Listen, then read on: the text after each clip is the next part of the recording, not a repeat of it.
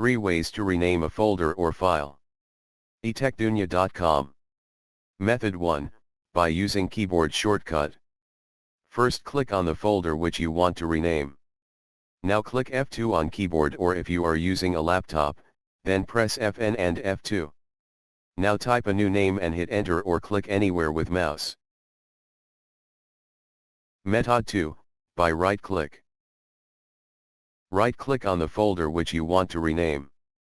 Now click on rename and type a new name and hit enter or click anywhere with mouse.